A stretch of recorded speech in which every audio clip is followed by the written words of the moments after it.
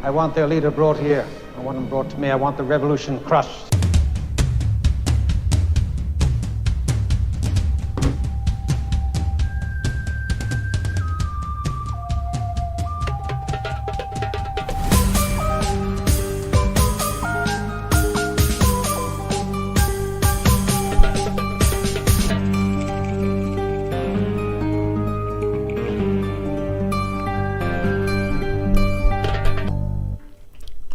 Assalamu alaikum and welcome to the Mamluks. My name is Sim. Along with me is my trusty co-host, my man Mort, and Nader Tabata, founder of the one and only. Assalamu alaikum. Folks, we are streaming to you once or twice a week. If that is meaningful to you and impactful to your life, if we bring any kind of value to you, please be a pal and hit the old like button and throw a comment in the comment section below with your thoughts related to the show.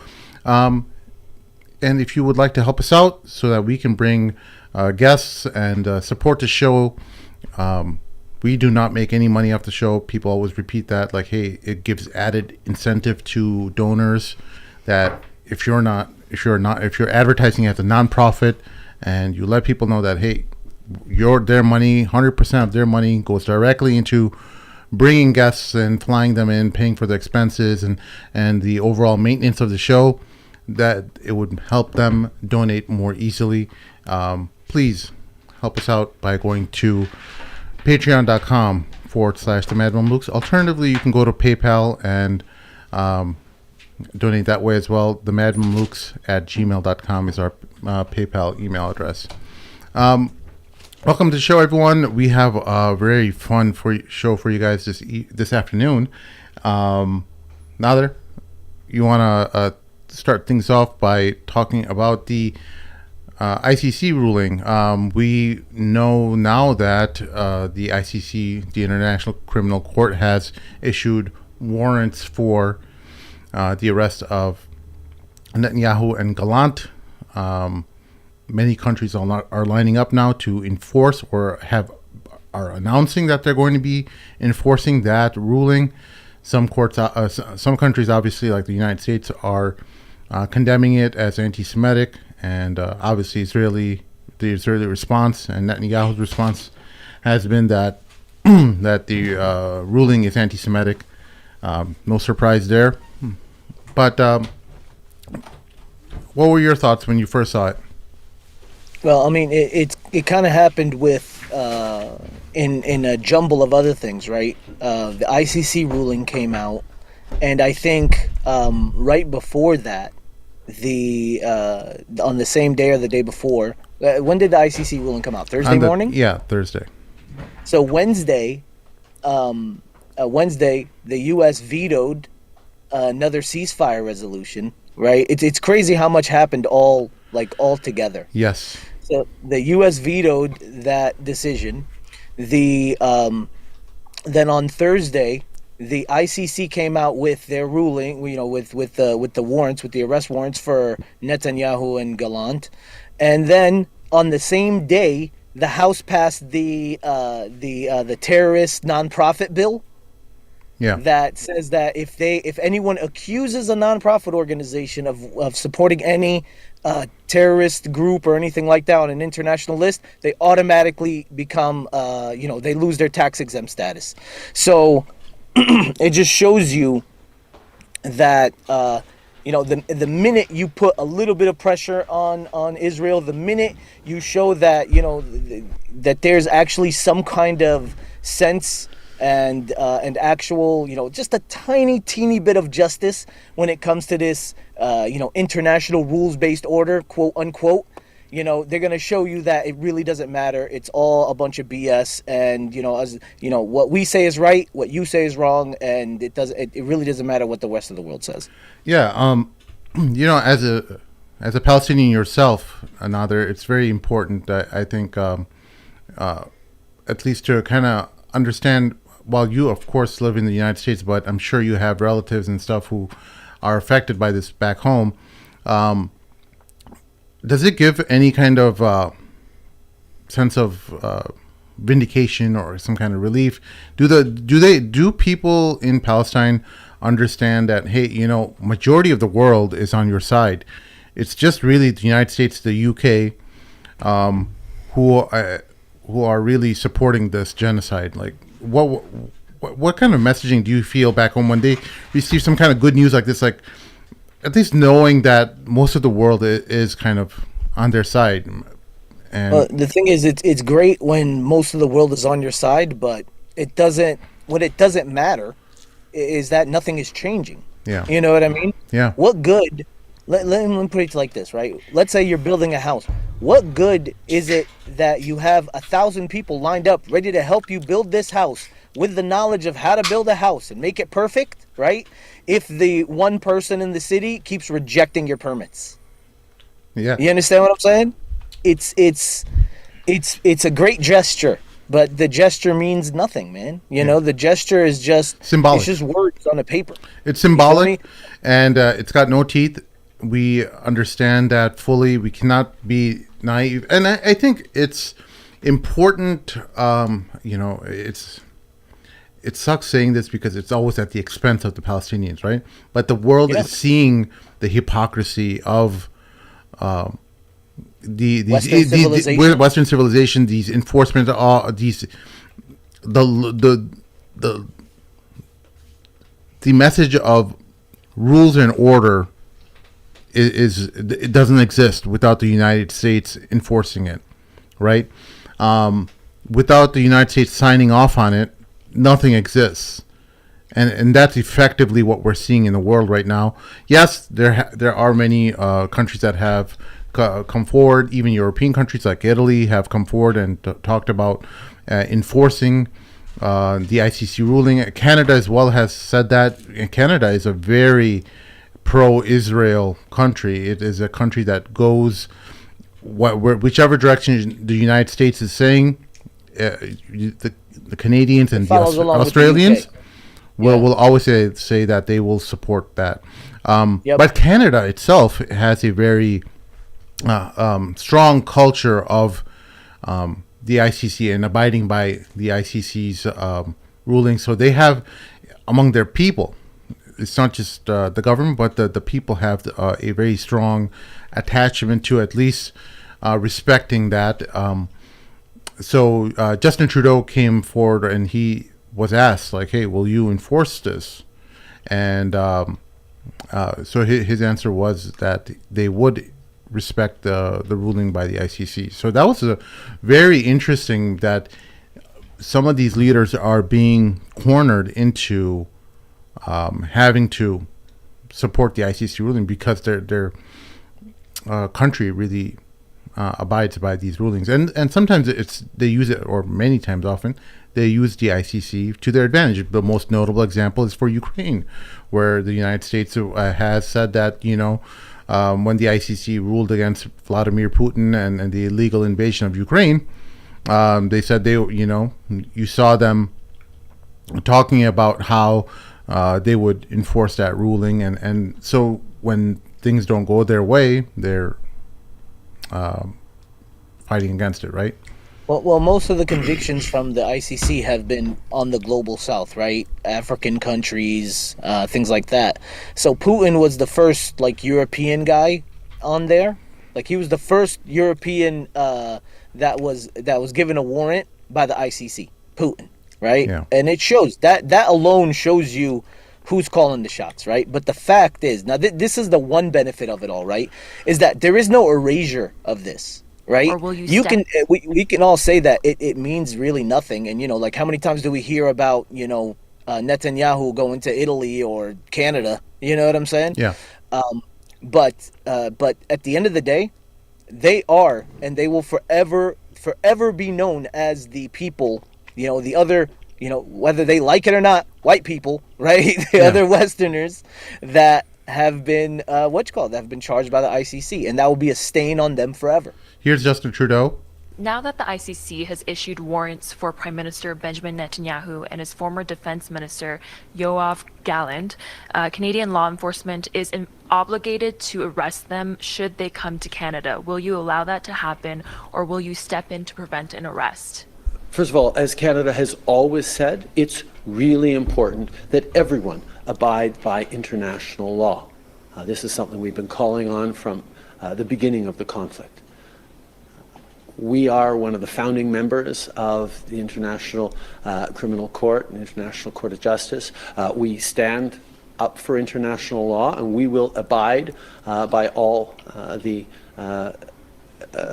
regulations and rulings of the international courts. This is just who we are as Canadians. Now that the ICC Okay, So on that note as well too, I don't know if you missed this or not, but the UK also indicated that they would abide by international law. And there was an article that came out in the Times of Israel. It says Britain on Friday indicated the Prime Minister Benjamin Netanyahu could be arrested on international criminal court warrants if he visits. And Ireland said it would definitely arrest him if he did. While Hungary rejected the ICC decision to seek Netanyahu's arrest for alleged war crimes in Gaza and invited him to make an official visit, Israel and the United States on Thursday rejected the top court's decision to issue warrants for the premier and his former defense minister, Gallant, with President Joe Biden denouncing it as outrageous. The UK will always comply with its legal obligations as set out by domestic law and indeed international law, UK Prime Minister Keir Starmer's spokesman on Friday said. Asked directly whether Netanyahu would be arrested, the spokesman said he would not talk about specific cases. So It's not a clear thing, a yes or no, but I mean, I think that's a very different turn than saying this is a tone than saying this is outrageous or this is how dare they, right? It's more like, hey, do we want to be the country that's viewed as the one that goes against international law? yeah. And here is the Guardian reporting that UK would comply with Netanyahu's arrest. Warrant says number 10. Yeah, and apparently it's saying British MPs are urging government to endorse it. It's very obvious that the U.S. was going to let it slide. You know, they're so much, right? Like the Israeli lobby and the people in power. You know, the Zionist entities in power, man. They have the United States so locked down, right? So locked down that if you noticed, right, and I seen a barrage of these. As soon as the ICC ruling came out, you know, senators and representatives could not hold themselves to go on social media to condemn it. You know what I mean? Yeah. You saw senators lining up, condemning the ICC ruling, saying that they're going to do their best to defund the ICC and not allow U.S. money to support that institution. It's funny just seeing the hypocrisy on how they use the ICC as a tool of soft power, where because they feel they're funding it, they feel that they can control it, and that the rulings that don't go in its favor will threaten its existence, the ICC's existence rather. So I mean, they're literally they're just showing, like I said, it's just showing the world that if we don't agree with it, it's not correct, right? If we didn't say yes, you know, this person deserves to be tried by the ICC and there should be a warrant for their arrest, then no, it's not that. It's showing that there is no impartiality, right? It's you know, who's right is us. We're right. And until we tell you otherwise, that's how it's going to be. We have Austrian Foreign Minister Alexander Schallenberg described the ICC warrant as incomprehensible and ludicrous.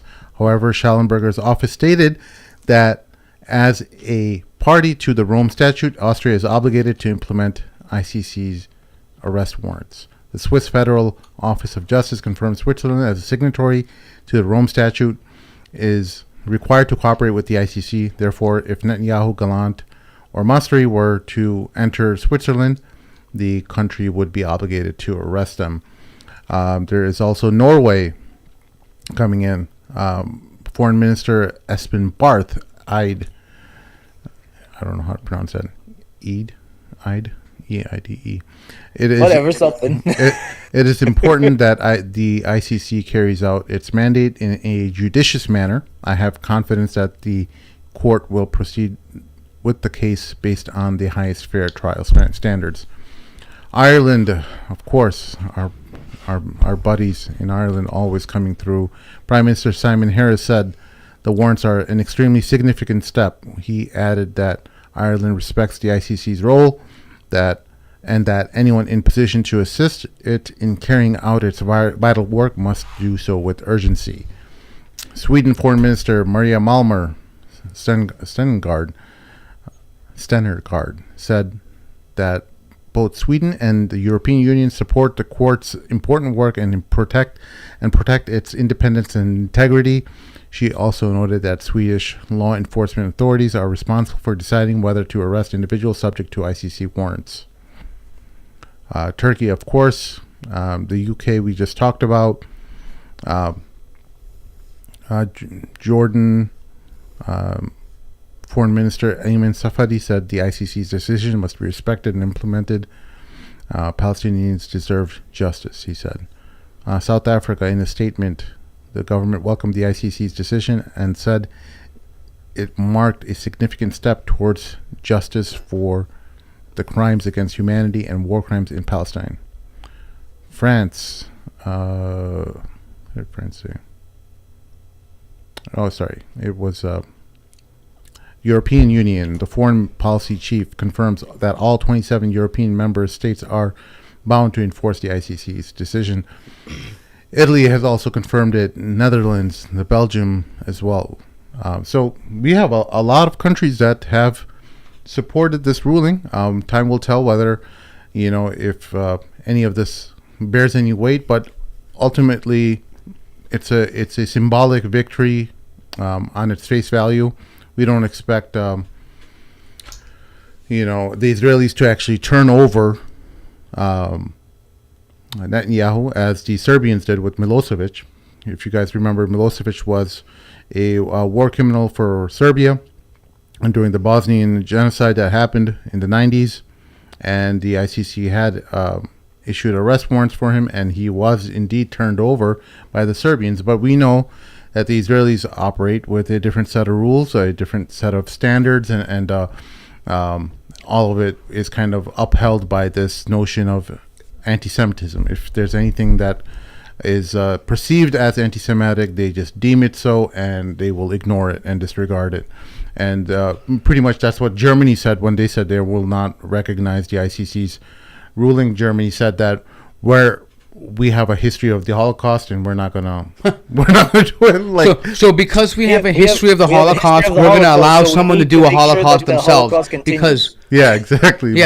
Because we have a history of a Holocaust, we're gonna allow the Holocaust to continue. Exactly. Right. Have to But make anyways, sure it continues. what I'm really curious about is, are they gonna issue the warrant under Benjamin Netanyahu or Benjamin Malakowski? Right? Malakowski, yeah, whatever his name Bro, is. it's funny how they make up these names which just sound so, it sounds fake. Netanyahu. Listen to this name. It sounds like a fake name, right? And then little do we know, it's Malakowski. That's what he is. Get the hell out of here. You're not from there. Well, apparently, his dad's name was Ben Zion Netanyahu Milakowski. Well, he actually was Milakowski, and then changed it to Netanyahu, and that's how he got it. But they changed their names. But you know what I just to come back to these things. You know what I think about these rulings, and my thing is that I don't expect even the countries that say that they're going to arrest Netanyahu. I don't expect them to actually arrest him. I think what they're doing is showing solidarity with people that they feel are oppressed. But I think when it comes down to it, push come to shove, there's a lot more that's at stake when you arrest Netanyahu, right? Yeah. They may say you have to go back or whatever. But I think actually prosecuting him and handing him over, these are whole entirely different stories. This is what people begin to talk about, acts of war, and we also know that the Mossad is an agency that is notorious for doing all kinds of things. Like if they were to even think about arresting Netanyahu, Mossad would probably threaten them with explosions in the capital or something of that equivalent, right? Or make threats. And they'll make up a new ISIS for it, right? It's ISIS. It's ISIS KFC. They came out. They attacked us. Yeah, and here's the thing too. But one, I think, silver lining in all of this is that I think it's indicating that it's becoming difficult for the world, at least publicly, world leaders to publicly side with Israel. And these conversations around why there's support for Israel to these conversations that people are having with world leaders and agencies and bodies are becoming so difficult. It's becoming so hard for them to continually justify allowing a genocide to happen, right? And so at least publicly they have to say, well, we don't, he should be arrested, or we side with the ruling, whatever it is, right? But ultimately, if they adhere to it, it's a whole different story. But I think that is due to the work that people on the ground are doing, and as far as the resistance that Palestinians are showing, meaning that these protests, the more we talk about it, the more we inform people about it, it becomes harder to just ignore it and spew a different narrative, right? Because prior to this event, the media had total control over what the narrative would be. Yeah. Nobody would really know what the narrative was, right? No, we would not see the level of atrocities that we see there, the homelessness, the food shortages, the killing of babies, the raping of soldiers, all these kind of things, right? Or civilians, and it becomes impossible to defend. So I think this is simply a result of people continuing to talk about Palestine, making it an issue that's in the forefront and not letting go, especially since Americans have come out, and I know they're blaming Muslims. I don't know if that's entirely true, but the idea that Joe Biden lost part of the reason why we lost, Kamala Harris, why she lost this election was partly because of Palestine, about the handling of Palestine, right? That's a big thing that people, and I think also foreign countries, they realize that have more significant Muslim populations, begin to realize, wait a minute, what if they begin to boycott because Europe works in blocks, right? They have parliamentary systems. If you don't get particular votes, it can sway any way, which very quickly, right? So maybe they're also worried about that. I want to talk about what... I think Canada's election is next year.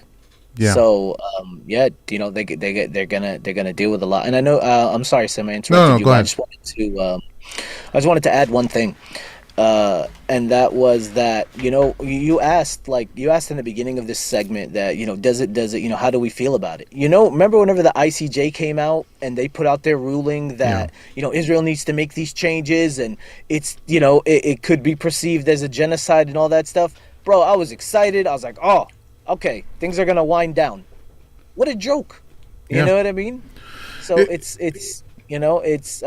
people are revolting. The people are stepping up, and I think with these gestures of saying that they'll arrest them and they're going to uphold international law, it's just to make sure that there is no revolutions in their country. And I think that's the general. If you kind of pull back and look at the world, people are going to see after a populist like Trump has been implemented, and I like some of the appointments that Trump made, like with Gates and stuff like that, even though that didn't pan out, and Pam Bondi was his replacement. Wait, you like Matt Gates? Yeah, because he at least he was a bit, he wasn't pro-Israel. At least that's, in terms of America First, that whole movement. I'm not saying I don't like any of these people. They're all. I know. I'm just trying to understand the reasoning. Yeah. So I'm just saying, like. Yeah. I know. And I think one of the things that led to Gates not receiving the support he did was because he came out and said a couple things against Israel. He wasn't really bought by the establishment in that sense. So. But some of it was politics as well with his past, and at least he anyway, apparently he slept with some girls or something. But anyway, what we're seeing is an overall trend of people seeing that these institutions, their governments, these bodies of power that are established for them, are in effect only working for themselves. And what we will see, I hope, at least at the end of Trump's presidency, we'll see an America who will realize or at least a larger part of America, will realize that the Trump administration couldn't fix the inherent problems that are within these institutions, where these people are just looking out for themselves. Both parties are out there in golf courses, in their little parties after in Washington, hobnobbing and having friends and joking around. They're not ideological. When you're against someone who has strong positions, but let's just say on abortion, right? If you're a liberal who has strong positions on abortions, and you're a conservative who is strongly against abortion, why would you be like hanging out with each other, like as if you're longtime pals and buddies?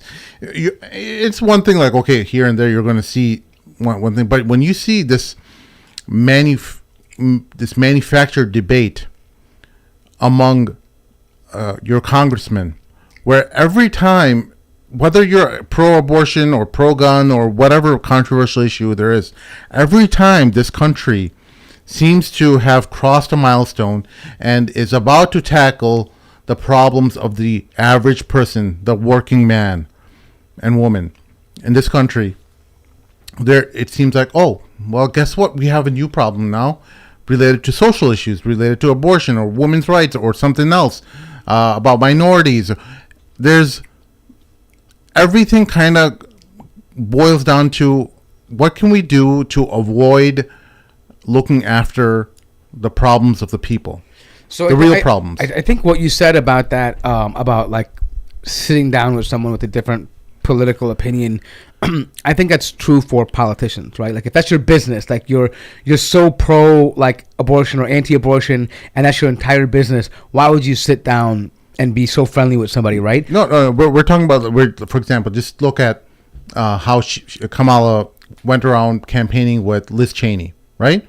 Liz Cheney's a war hawk. She's the daughter of Dick Cheney. Yeah. These people are like antithetical to who your party and what your message is all about. You're supposed to be, and you're seeing that they're all like in on it. They're all kind of really just it's just a game for them. Yeah, I mean, the reason why I'm clarifying that is because I don't want. I mean, because we oftentimes talk with people who have different. We're even friends with them who have different political opinions. We don't just ostracize them, right? But this is people who's they're campaigning on this. They're fighting for it. They're attacking for this stuff. Like this is literally what they're built on, right? So, but one thing I noticed, it's really funny. I saw a video clip of, I think it was when Trump was leaving the White House with Joe, he met with Joe Biden for the transitional thing, whatever, right? And they like this clip was like showing them like joking and hanging out, like just like totally like honestly, if I was Biden and someone said all that stuff about me, I wouldn't even want to look at the guy. Yeah. Right. Like I feel like when Trump came into Obama, they didn't even meet. Like they were really angry with each other. Yeah. Right. Like Trump and Obama really didn't like each other. Yeah. Yeah, I agree. Like it's all work, bro. Right. It's all work. And I saw that wrestling. That's what it is. And I saw that, by the way, like Chuck Schumer and Trump were like just hanging out, joking, like cracking jokes. Like it's so weird. Like, and then on the news you see like they're going at it. Him and Nancy Pelosi are going at it on the news. Yeah. Right. Like, but behind closed doors, they're shaking hands, they're patting each other on the back. Like, great performance, buddy. Good job. That was a great movie, you did. Like, yeah. Because, it's the uniparty, bro. It's all one party. Right? Exactly, and that's the key word, the uniparty. And that's what I really hope the United States people and the UK and the world, larger part of the world, they understand that these politicians that are set out in their countries, in their local world, or these countries in general, they're all just operating from a mindset of what can benefit me and why and how can I stay in power as long as possible.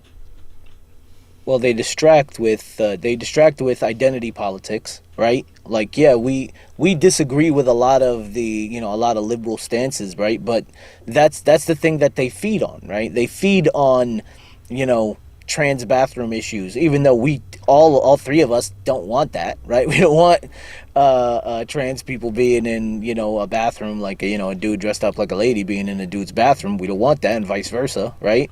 But this is what they build their whole campaigns on. Why? To distract the people, right? To keep the people busy on these stupid conversations.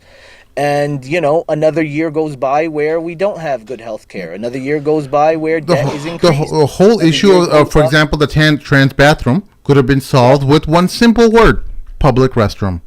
An individual room where one person goes in, and that whole thing. You didn't have to create all gender. Like, you go to O'Hare Airport in Chicago, they have a specific term called all gendered washroom or something like that, or non-gendered washroom or something like that.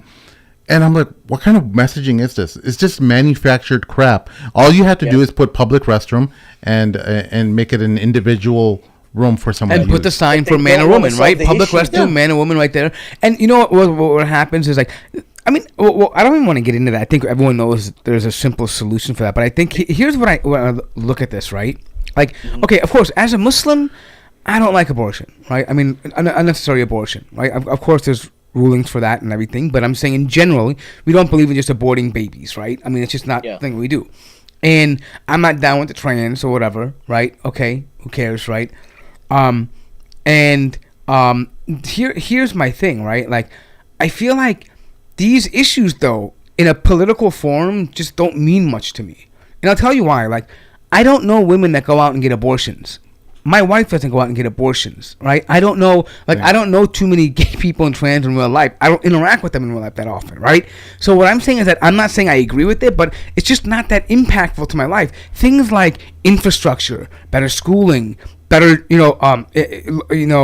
more economic stimulation, stopping wars abroad. Like, that stuff is more meaningful to me and more impactful to me than the personal choices that people are making. Because at the end of the day, if you say, oh, we're going to ban abortions, you think that's really going to stop abortions? They're going to stick coat hangers up there and whatever. They're going to do things, right? They're going to do the illegal way, right? So it's not going to stop. You can't stop people, right? You can't do that. If you say, oh, you can't have a trans bathroom, I don't know. What are they going to do? Someone's going to protest about it. It's just not going to solve anything. It's not really that meaningful to me.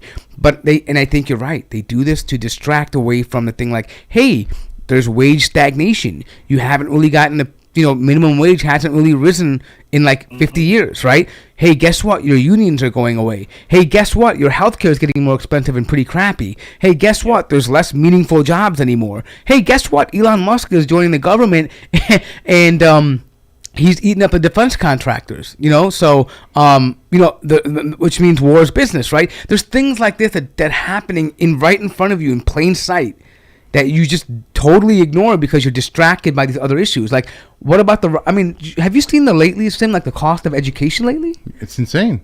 Like, that was nothing when we were in college. It was nothing. Like, why is that not, a priority for people? People are coming out of just 4-year bachelors? Well, with like almost $100,000 in debt. Yeah. It's ridiculous. If you tally up like tuition and the expenses to live there and books and everything, almost $100,000. It's insane. But look, let me just go off of what you were talking about with abortion, right? See, they ran this whole campaign, right? Kamala Harris ran this whole campaign, like, if you don't vote for me, then your right, a woman's right to choose is going to be gone. And then they had Michelle Obama saying, oh, they're not comfortable with this. And, why do you want your wife to suffer?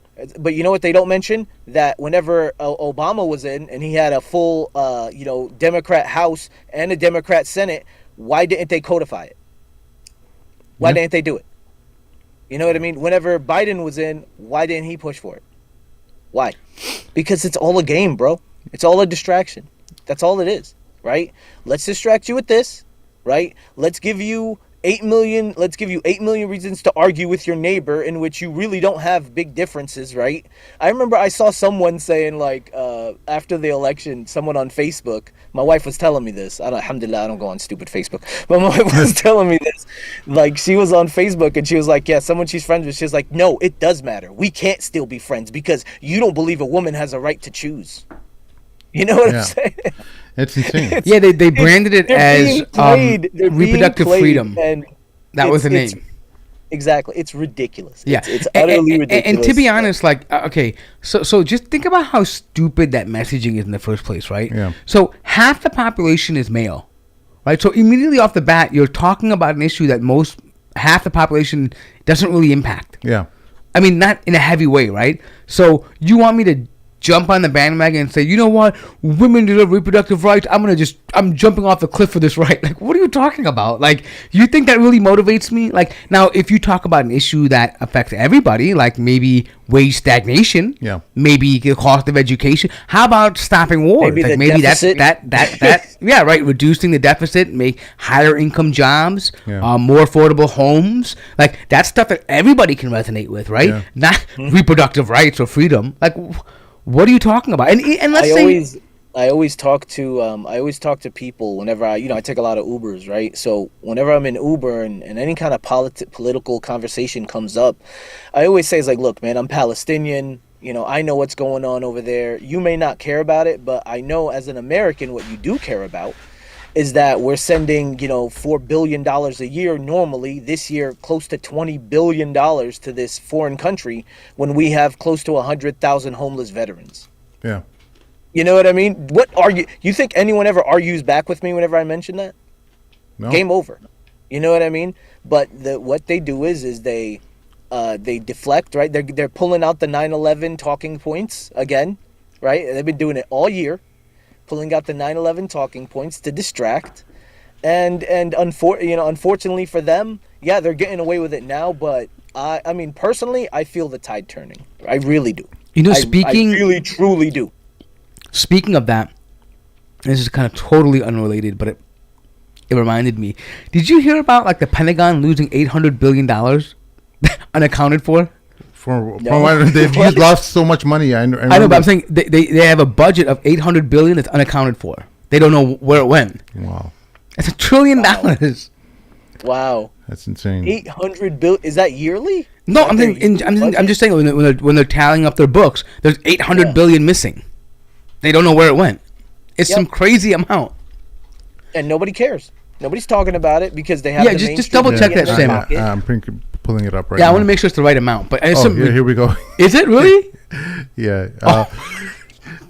When for the date 7th. of this article, Sim? It's actually let's see, the 16th of this month.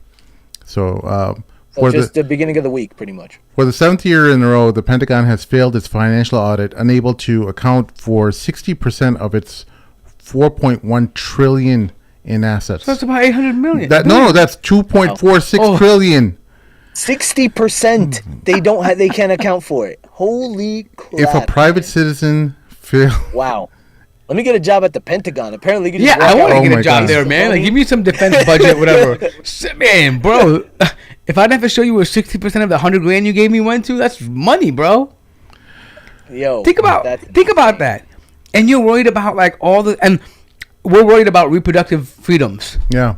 You're not worried about the guy that took your tax dollars. One of the things you learn about if you guys have traveled, anyone who's traveled to just poorer countries, developing countries, you see this so obviously, this pattern. And this pattern is a very devious thing, but you thought you were above it, being in the West or something. And that is the people, the intelligent people in developing countries, they keep ignorant people ignorant. They keep dumb people dumb. And why? Because people who don't know any better, they won't fight for their rights. They will keep worrying about things like, whatever social issues there are, and they won't realize like, oh, I could be them. I have the ability to learn and do everything that anyone else can do. Anyone who's worked in the corporate world and they've seen like dumb managers, incompetent. Dude, that's sorry to interrupt you, but that's one word I describe. People talk about corporate America. I describe it in one word, which is incompetence. And you see, like, oh, this person just, the only difference between him and an idiot was that he believed in himself. all he did was he had the confidence like, hey, I'm going to do this. I just know this. And he says the buzzwords. He says the buzzwords. You know, I have a term for that. I don't know, Matt. I don't think you've worked for corporate America, but there's always this guy at the top, and he attends every meeting, talks about wonderful things, give wonderful speeches, and then when it comes time for action, he's like, let's table that. Let's circle back, right? So we call it the circle back man. Like, whenever you need to get something done, well, let's circle back on that. Let's reconvene. Let's get a cadence going for that, right? Let's get and then sometimes you'll get like a new manager who will come in and like, guess what? I have visions. I have goals, new I have new methodologies, and all they're doing is just changing up the names for what you already had. They're just redefining the terms and stuff. And then they present it to the management like, oh, brilliant idea. Like, wait, we were already doing that same thing. Like, all you did was change the names. I never was into the minutia. I was always this guy. So, but the point being is that when one of the most, I think I've said this story before in the podcast. I went to Pakistan once, and I went to visit one of our family members, and they had a servant. And usually I have like a couple laptops that I've inherited over the years, just kind of not thrown them out, but I've just kind of replaced them with better ones. It's just not for you. You upgraded. You still have an extra laptop. I get you. I'm like, okay, I'm going to give this to someone in need over there, and alhamdulillah, like the family themselves, they're well off. They have the latest and greatest stuff. So I'm like, okay, well, one of my like guiding lights, now they're listeners, is when I was young, I always had this, thinking, I'm like, I'm going to improve one person's life, and I want to make their trajectory when it's going downhill. I want to make it go uphill. Being in the situation of having living in the West and having this, all these resources at our disposal, I want to make sure I can change someone's life for the better. So with that principle in mind, I'm like, you know what? I'm going to give this laptop to someone in need. So I gave it to one of the servants over there. And the servant, he was really appreciative. He's like, I don't know how to use this, but my son, he loves computers, and he had mentioned in the past that his son wants to get into IT or something. Right. I'm like, man, what a great gift it would be for him to have one of these laptops. So I gave it to him. And so I gave it to him, and he was really appreciative. And I gave him, showed him how to sign in and all that stuff. And later on, a few days had passed, and I just kind of said to the homeowner, like, oh, I gave one of the laptops that I had to your servant, and he was really happy. He's like, wait, why would you do that? He was literally, and this is a good man. This is not like someone who's like a terrible person. Right, he just couldn't understand the concept. No. There's reasons why they do this, and it didn't click to me at first. Oh, to keep them dumb. Right. They really love him. They genuinely love him, but they don't want him to become smarter. They don't want the economic situation of that family to become better, so that they're always working for them. There's no servitude. Because they're honest servants. They're great. They're hard to find, those kind of people. And they don't want that situation to be alleviated so that they can find themselves in a better situation. And then they're out and looking for new people, new servants that they can work with, and which is tough. It's not easy, because in many of these developing countries, there's people who steal and people you can't trust. So that taught me, I'm like, oh, this is how society operates. They want to keep people dumb so that they can continue working. It's not that they hate you. They just need you to do what you keep doing. There's a benefit to that. There's a benefit to you to someone in a higher social status position, a socioeconomic status position, to keep you uninformed, to keep busying yourself with other things that are really not affecting their life. That's like that's so oppressive, man. That's dhulm. That is dhulm through and through right there. But that's happening on every level of society now. And that's how they're pricing people out of education, making education unaffordable, telling people, oh, you don't need a degree anymore. They're sending this new message out. When in fact... they're still pushing degrees heavy. It's I don't think it's. I think it's the non-average people pushing that you don't. need a degree. No, neither. They're pushing it for people who've got money. Yeah. If you don't have money, it's not really push. And another thing, have you noticed too? Telemedicine. Yeah. How crazy is that? Like now they're saying, you know what? Don't go to the doctor. Just have a 15-minute session with a teledoctor. Now, not realizing that a doctor. I'm not saying that all telemedicine is bad, but it's meant to pump out business. You know, your health is not the priority. The priority is a doctor seeing as many patients as they can. Yeah. Right. So 15 minutes, quick breeze.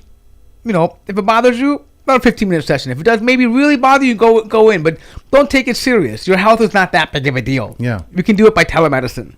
Right. All right. You know what I'm saying? And you see, or the dangers of telemedicine is that these doctors, they just Wait for the charge them. telemedicine colonoscopy. Wait for it. They're not invested in you. They don't do any follow-ups. They don't care. Like, hey, is this medication working for you or not? Nope. They got the money, Listen, the insurance, and they don't care. Same thing with psychiatry. Yeah, right? no, but I'm saying Psychiatry these and therapy. Mm-hmm. They're pushing it so hard. There was a commercial like. I don't know if you guys saw this commercial on something. It was two girls talking like, oh, this guy is so handsome and all that stuff. He got a nice job and all that, but he doesn't do therapy, so can't talk to him. I'm not even going to give him a chance because he doesn't do therapy. Yeah.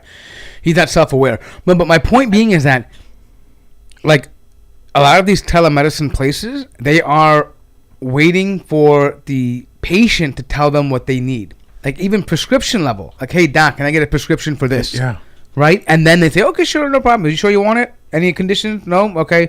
All right, take it. Yeah. Right? And there's no follow-up. Hey, because usually when doctors would prescribe things, they would say, okay, come back in 3 months. Let's do some liver tests. Let's do look at your history. Yeah, your blood test. Let's see what's going on here, right? Let's see if we can make any lifestyle changes, any whatever, right? And even I'm saying, let's say they don't do that now. Maybe regular doctors are too busy. They don't do that now, right? I'm saying even by prescribing something, most doctors will call you for a follow-up to say, hey, you know what?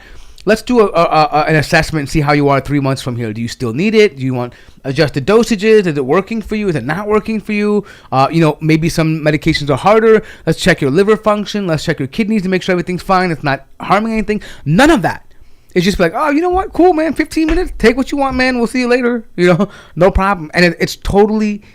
I'm telling you, you're going to see a decline in American healthcare, even more so than it is right now. And the point being, we're mentioning all of this is that this is all designed for them to maximize profit and keep you ignorant. Like, ignorance is bliss in their minds. The less they know, the more we can profit. Yeah. The more you know, the less we can profit. Right? It's very simple, right? So, for example, I mean, even simple things like this. Like, look how hard the government tried to stop people from buying Bitcoin. Yeah. Look how hard they did. And now you have government funds that are putting their pensions into Bitcoin. Yeah. And they bankrupted the whole goddamn thing 5-6 years ago when I was in the up of the up. Yeah. And now, oh, man, you got to diversify. You got to do this now. You literally assholes. Like, you guys literally rob people of money. Because you didn't like the fact that people got ahead of something that you couldn't control. Exactly. And I'm not saying you have to buy Bitcoin or anything. I'm not a financial advisor. I'm just saying it's an example of one of those things that the government will do if they don't have total control. They'll make it so difficult, so hard that they want to keep you down. So even the guy that did do well in Bitcoin, he got capped at a certain level because the government's now investing. Oh, you know what? Now you got to pay taxes. Or now you have to shut down this exchange. Or we don't know if you can use your money here. We don't know if you can use it there. It's all up in arms. Hey, if you're moving money around, you got to be careful. This might be international terrorism, right? Stuff like this, like they threaten you, right? Language like this, right? It's crazy to me that people don't see through this. Wild. Because they're distracted with everything else, man. The distractions are there for a reason, right? The minute people start smartening up, another big social issue comes down. Yeah. I mean, can you imagine? Like, I think sometimes that some of these things are the reason why. Like, I look at Gaza, what's happening right now, and I look at the reason why they were so scared of Bitcoin. Could you imagine? Let's say 10 years ago, before they started doing all this crazy stuff with Bitcoin, regulating it and all. Imagine being able to send money to a Gazan right now. How quickly would you have been able to get food or whatever to them? Yeah. In an instant, right? Yeah. Nobody would have to know nothing. You wouldn't have to worry about the stupid bill about, if you're accused of terrorism and, you're going to investigate the nonprofit. None of that would have mattered. You just all of these organizations, get ready for the tone to change. Yeah. If this thing passes the Senate, that's it. You won't hear the word Palestine probably ever again. Well, I I'm think almost just you call it even though I watermelons. think, huh? Just call it watermelons. You know, Right. we're collecting water for But watermelon.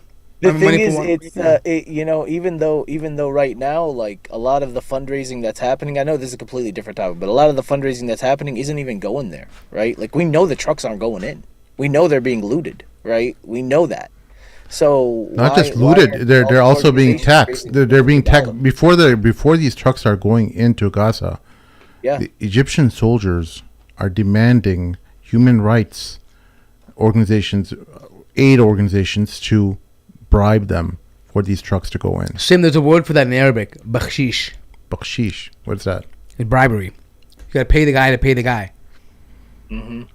So these guys are so audacious. One of the aid workers was telling me the audacity on some of these guys is that they wouldn't even accept one of the phone that he was giving them. He said my daughter wants a red iPhone. You need to give me a red iPhone, and then I'll let your food truck. The food truck is waiting there for 48 hours already, and they have to call in to someone to get them a red iPhone to get the truck to pass. And he's not letting the truck go until he gets that right iPhone for his daughter. These are our people. Yeah. These are our people. These aren't the Israelis. So what do you need the Israelis for when we have these kind of people we're working with? Well, I'm going to argue that the reason why the Israelis can get away doing what they're doing is because we have people like this. Yeah. Right? Like another thing is, I know I'm going to piss some people off by saying this. Go for it. But man, I cannot stand the King of Jordan. He's such a putz, bro. Like he'll say, what's in a shop in Palestine and all this stuff, right? And I'm like, what are you talking about? Like, bro, you just literally imprison people for defending Palestinians. Dude, he just jailed his minister, one of the guys, the parliament member, because he was channeling funds and weapons to Palestinians, right? And he put him in jail, and he's like, we will stand by Palestine, Shab al-Wahid, like all this stupid nonsense, right? And he does these little Facebook clips where he's walking around in his soldier outfit, and he's like, it's like a dictator. He's like, I can't stand it. I'm not saying the Saudis are any better. By definition, he's a dictator. Like by definition. So annoying, bro. Oh yeah, like these things. He's a dictator that's a cuck to the U.S. and Israel. The listeners are watching this guy who raise up his sword, dressed up as a military officer.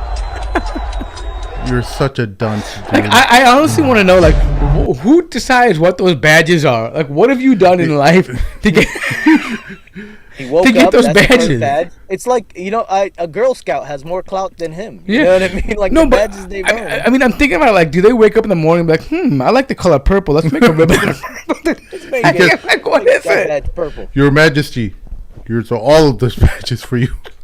Yeah. Oh, why the purple badge? Yeah, I know, Because you ate all the lifit in the palace, so you get the purple badge today. You ate all the purple M&Ms. Here you go. Level unlocked. Level up. But I mean, but I'm saying, like, and by the way, this is not only Jordan. No offense to Jordanians themselves, but these are the leaders that we have. We have the same thing, the same talk that comes out of Egypt, that comes out of Saudi Arabia, that comes out of anywhere, Iran, all these places. The same talk, man. It's no different, right? At the end of the day, we always say that these people, whatever they're saying, generally speaking, they're gonna say in support of Palestine, purely based on self-interest. And I would argue even the ones that say something against Palestine, it's purely based on self-interest, right? Like, maybe, I would argue that some of these countries don't even really have anything against Palestinians. Why would they? But publicly they're going to say it because it's in their interest to do so, right? Even MBS, he said he doesn't care about it, right? This is what he said. He said, I don't care about it, but if I didn't stand up for it, then my people would revolt. Right? Yeah. He was afraid of being assassinated. But I mean, there certainly is some change, though. Like, I mean, there was another conference that came out today, and apparently it's just word, right? But it's interesting to see these just shift changing, like that's happening, where he's actually even saying that Israel is committing a genocide, and that they should respect what was that, Iranian sovereignty, which is interesting to me because, I mean, they went out of their way to mention Iran. Now, I question that because obviously we know this is words, but it could have just been the audience that was in front of him. It was like the Arab League and like the whole Muslim they did League. Military exercises together. Iran did, yeah. Iran and Saudi. And Saudi. Yeah, I know. But I think a lot of that has to do with all. So I think it's into. I don't want to divert too much here, but I think that has to do with the Chinese influence and also the Americans sending the Americans a notice that, hey, we can make peace here, and Iran doesn't have to be our boogeyman that you keep on telling us that it has to be. We may not have to, because America checks Saudi Arabia by saying Iran can just take you over tomorrow. There's no doubt. I mean, anyone here who's honest knows that Iran's military can just overtake Saudi Arabia in a heartbeat. Yeah. Like, they're just not the same military, right? But if they can make it, if they can eliminate that threat of having Iran do that, they don't really need the Americans to defend them. Who's going to invade them? Yeah. Like, no one's going to bother them, right? Mm-hmm. So, I think this is a kind of a political toe pulling. Like, hey, look at us, we're doing this right here. I mean, you also have BRICS too. Yeah, BRICS right. Yeah. So who knows? I mean, man. I know I don't want to get too ahead of here and just say that MBS is like this master, politician. But I'm just saying these are interesting things to take note of. That things are not exactly the same. This American hegemony is not the same as it was in that region 10, 15 years ago. It's a very different reality today. Are you guys following any of this UAP stuff? I have not. There's unidentified aerial phenomenon. So before you get there, one UFOs. second. So before you get there, I think I found some of it, but I think what's really interesting, and I don't know how you feel about this, Sim, but Bob Lazar. Yeah. The stuff that he was talking about, like in the late 80s and 90s, and then, and he's still alive right now. Yeah. I think Joe Rogan brought him on, right? Yeah, Whatever. Yeah. But I'm saying a lot of this stuff about, and I don't say I take everything he believes, but certainly the ideas of these propelling objects that are moving around, like how they're moving in what was that element 115 that he uncovered, right? They call it Moscovium, is what it is, right? But they're saying that this is like they're really invested in finding out how these objects, these unidentified flying objects are moving at this crazy rate of speed and agility, right? And they're saying that he's saying, I've been talking about this. I mean, he himself is not saying it, but people who follow him are saying, this is element 115. This is how it's able to do it. Yeah. Like it's some crazy radioactive thing that the Russians have. And so some crazy stuff. Here's a clip on it from the most recent hearings that were held in Congress recently. Oops, sorry.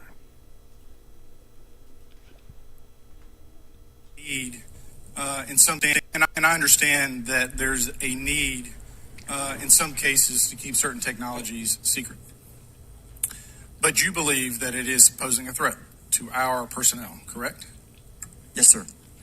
So I think it's reasonable to conclude that if there's a threat to our personnel who are serving our country faithfully, that there be oversight. 100%, Congressman. And in fact, that's the one thing that we've not talked about enough during this hearing is the fact that the government executive branch not sharing with Congress what it knows about UAP infringes on your legislative and oversight responsibilities to such an extent that's very concerning. I mean, what else are we, if you look at national security or intelligence or foreign affairs or appropriations, you all have oversight and legislative responsibility regarding those. This UAP issue may be the greatest issue of our time, and it's being hid from you. Well, I mean, and to your point, I think we've seen over the decades that we have certain adversaries like China, like Russia, that technologically speaking are not as advanced as us, that they lack some of the lethality that we have, and that we've seen that they've gone after our technologies and in some cases succeeded, in particular with missile technology. And so, again, my concern, whether this technology emanates from us or otherworldly, that we know that we possess it. And where's the accountability? Where are the stopgaps? What are the guarantees that if this were to fall in enemy hands, that it isn't immediately weaponized against us? And I'll say this, it is clear from my experience and what I've seen that there is something out there. The question is it ours? Is it someone else's?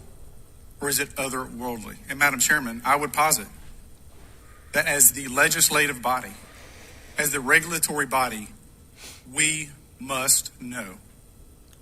And anyone who prevents us from gaining access to that information, I would consider that criminality. Because we have U.S. personnel who may very well be in harm's way. We have technology that ultimately may threaten our very existence. With that, Madam Chairman, I thank you for your indulgence, and I yield back. So one of the things that's fascinating about this whole subject is just that the layers of the government that don't know what's happening. The arm doesn't know, the left hand doesn't know what the right arm is doing.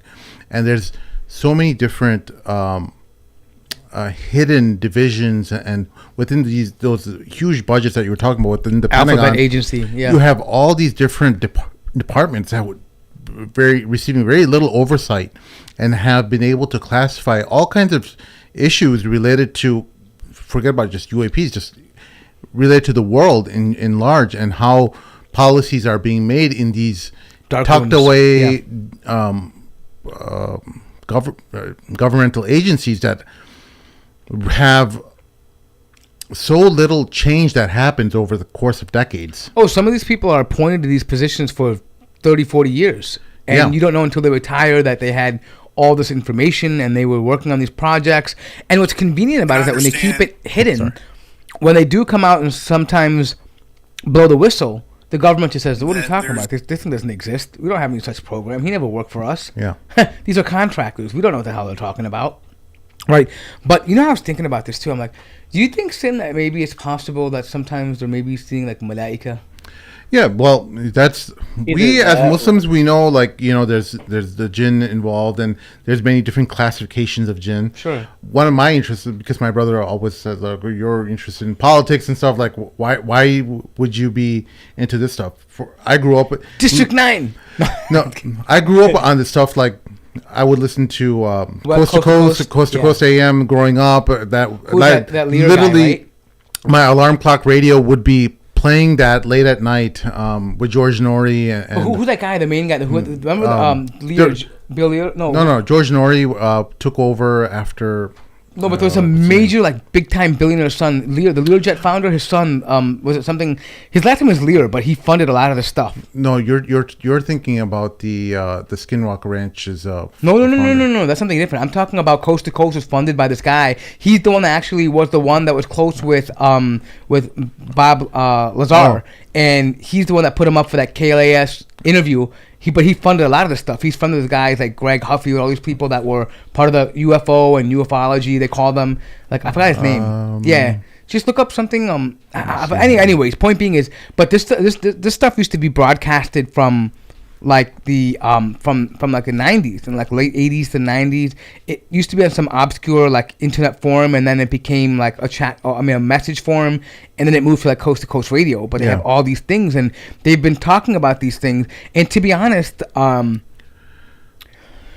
know what's the problem though is that there are people that have come out and joined the movement, and they have their own wacky experiences that go off in the deep end. Like, they'll believe like aliens are colonizing Mars and the moon right now, and they like some of that stuff taints some of the actual information. So right? The awesome thing about this is that we as Muslims, we're already operating from this lens of that. We know that there's the Jinn. We're in tune to the idea that there's something there. So we're pivoting off of this truth, right? Yeah. And then we're getting to see modern science try to figure this out, and the United States government with all of its resources, because there's also a lot of things that we're in the dark about related to the Jinn. Like, there are different types of classifications. We know there's the Ifrit is mentioned, the Quran, the flying Jinn and stuff like that. Yeah, there's different types of or classifications of Jinn, and their various levels of strengths and abilities that they have, but we don't know exactly what everything is, and right? Even the Malaika, we don't know that much about them. So the idea, I think all this stuff is coming out too, just to keep up the distraction as well. And there's there's of course much pushback. You know, they're getting so much pushback because of this. They need to keep throwing things on the wall to have people, Yeah, know, yeah. Well, there's mounting evidences from pilots who are U.S. decorated, very reliable pilots who are reporting these incidents, and they're like, "Hey, how come no one's talking about this?" So while you're right, Nader, but also it is something of importance for national security, because if you have information that could potentially harm U.S. servicemen and they're not talking about it, like, they take that very serious too. Like, oh my God, our soldiers like I said, at risk. I'm sure it's real, right? But what I'm saying is how long has this been behind the wall, right? Behind the Overton window, and then why did they decide to start bringing it up now? Because they need more distractions, right? That's why. That's the name of the game. If you really want to talk about, like, oh well, something happened to the servicemen, bro, look at what did Israel do to the Americans in the 60s with the USS Liberty, and then everyone covered it up. Yeah.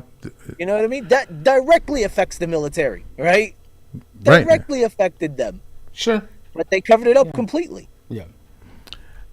Well, one of the cool things, at least they've been talking about, is that, at least from as a Muslim, we know about the jinnat who are in oceans, right? And they're saying that these aircrafts are disappearing into the ocean. And by the way,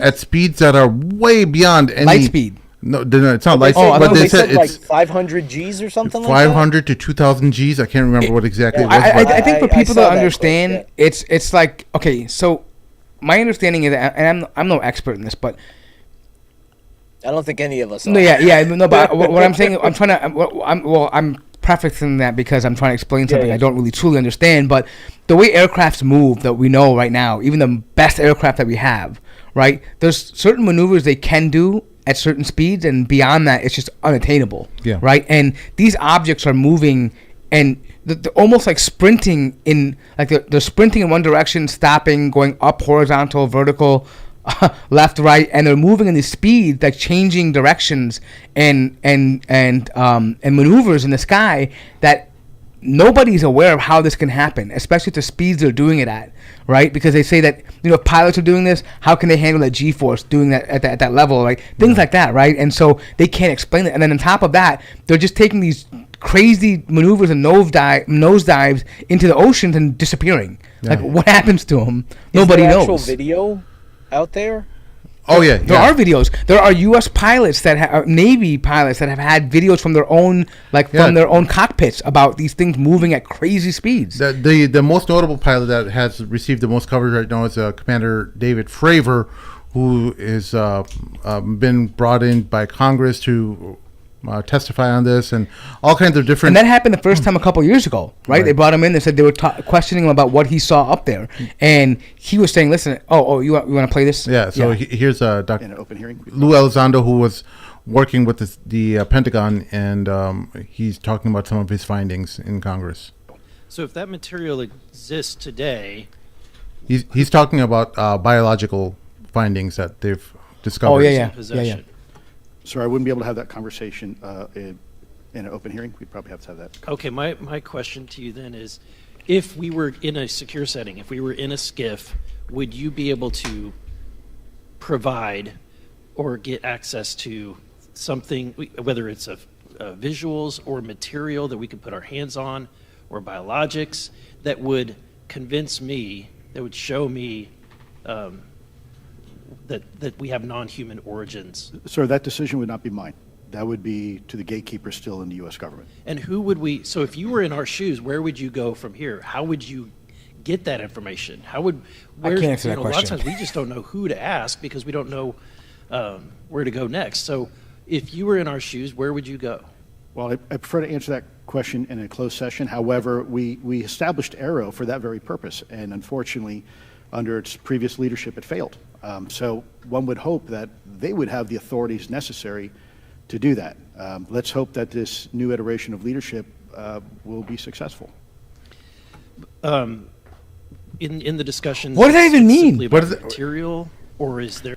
So there's apparently other people in the government who are Right, but I'm saying, but what I'm saying though is that like at the end of the day, like it's almost like they're even instructed not to tell who to go ask to. Like don't go even ask. Like that's all hush hush. Yeah, you can't even know who is head of this and who has the information. How much do you think that's real, and how much do you think of that as theater? No, I think it's real. I think the people involved in these hearings they're definitely serious in trying to uncover. But they, like I said, the arm doesn't know where the left hand doesn't know what the right arm is doing. So to be fair, I think the reason why the U.S. government does things like this as well too is because once it comes out like this, like these congressional hearings are public. Yeah. Right. If any country were to get to listen in on these things, they can get potentially information on what the U.S. government has. Right. And a lot of these things is they're afraid of whatever they see. I think they're so arrogant, Sim, that they believe that whatever it is, they can find out how to control it and own it, right? Yeah. And they don't want someone else to get to that first. That's definitely, I mean, why wouldn't you, right? Why wouldn't, if you have the ability to contact a sentient being that has... and build that relationship. Has a technology that is beyond any understanding of what physics is, why wouldn't you try to leverage that to your advantage, right? Right. And so, but the only way they could do that would be to not... contact with Shayateen. I'm sure they do. Well, yeah. Right. I mean, Bohemian Grove, right? What the hell you think is happening there? Yeah. Right? Yeah. But what I'm saying is that's probably why they don't want to disclose who these people are, because they don't want to get these questions answered, because then these congressional hearings happen and then documents get leaked. And I mean, we see leaks happen all the time. I mean, especially after Edward Snowden, they're so paranoid, right? Like anything coming out. And that's very valuable information. Imagine having a sentient being that you could potentially manipulate to do crazy military operations, and that information gets leaked out to your opponent. Yeah, let him finish. There's discussion about it was previously testified that there was biologics that were collected. Are you aware of any of that? I am, sir, aware of the reporting that biologics have been recovered. Again, my focus was more nuts and bolts, looking at the physical aspects of these phenomenon, how they interacted around military equities and nuclear equities. So I'm certainly not a medical expert. I would not be able to probably provide you a whole lot of value in that simply because I don't have the expertise. But was anything described as that we have possession of bodies? Yes. We have is it multiple types of creatures or? Sir, I couldn't answer that. I can tell you anecdotally that it was discussed quite a bit when I was at the Pentagon. The problem is the supposed collection of these biological samples occurred before my time, in fact, before I was even born. And was this part of the Lockheed Martin discussion, or was this the biologics is a completely separate? Separate yet related. Okay. Has anyone made contact? Sir, I'm sorry, could you specify? Has there been any, to your knowledge, any communication with a non-human life form? So the term communication is a bit of a trick word because there's verbal communication like we're having now. The problem is you also have nonverbal communication. And so I would say definitively yes, but from a nonverbal meaning, when a Russian reconnaissance aircraft comes into U.S. airspace, we scramble 2 F-22s, and we are certainly communicating intent and capability. I think the same goes with this. We have these things that are being observed over.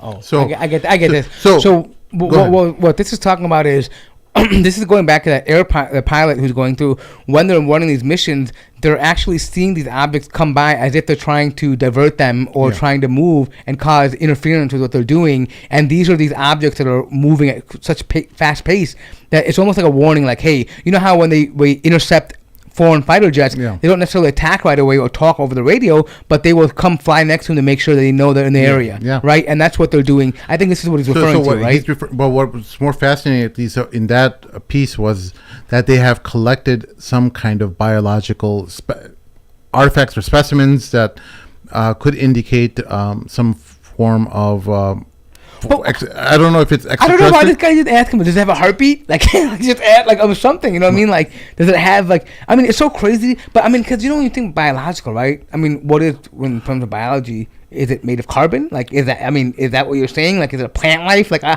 don't know, what do you mean by that? You know what I mean? Species and creatures, and he didn't answer. So, again, as Muslims, look, there's many people who are having podcasts about this and speculating all kinds of stuff, but I think what's unique from our perspective is that we use Islam in this lens to Sure. to analyze this, right? So we know that the jinn can take different forms, right? Yeah. So they can take forms of black wolves, which have been reported throughout centuries through France. So we've talked about in the UK, in Skinwalker Ranch, they've talked about these black wolves looking like werewolves that have appeared. So we know from the hadith of the Prophet about the black dog that the Prophet mentioned in one of his hadith as being the devil.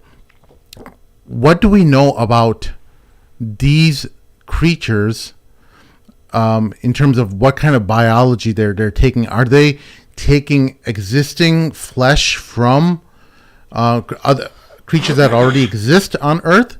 Or have they manifested some form of biology from material biology? Because we know the jinn exist in a different realm, right? Yeah. So have they taken on some form of biology from their own selves, from thin air, or have they taken it from other animals and other beings, and they've kind of the potential is, what about if there's no human beings, Allahu Alam, on the other planets, but what if there's other animals or creatures on other planets that these jinns have also taken form of, right? Right. Like, and use their form, right? I mean, it could be a whole different thing, right? Or they could have just taken the form of what we all picture as an alien. Yeah, it could be, right? Yeah, maybe. It's very pop culture, right? So it's very easy to find what an average person thinks an alien looks like. Like, maybe they thought, like, E.T., all that stuff. Right, like maybe they thought E.T. looks like what they think is an alien, so I'm going to come presenting that way, like an E.T. type thing, right? Even though that's not how they look.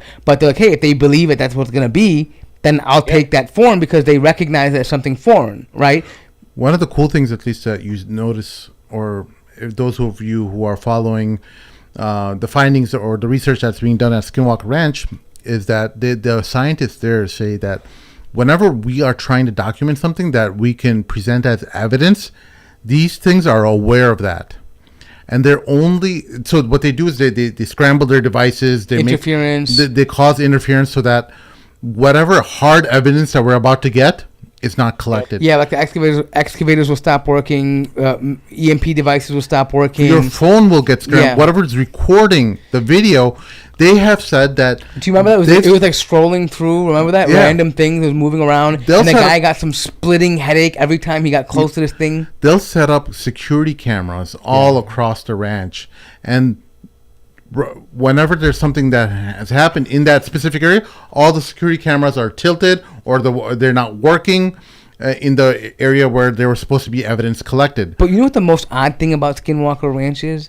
Those animals that get gutted without any trace of blood. Right. And that's been documented in other places in the country as well. Yeah. Skinwalker Ranch is just the more folklore, the most has the most attention towards it, but there's many. This is the first time I've ever heard of Skinwalker Ranch. I never heard of it. Oh, really? Yeah, you have to Google this stuff. It's in Utah. It's in Utah. Basically, it's a place in Utah that was supposed to be like an ancient native burial ground, and like there were skinwalkers in their tradition that were kind of like witch doctors, and they would curse people. And so the legend has it that these curses are spirits that are around that are an evil entity in the area. The legend is that the Navajo tribe, the Navajo tribe cursed that land because the Ute tribe, meaning Utah, so the Ute allied with the Americans, and they took over that land. So the Navajo cursed that land.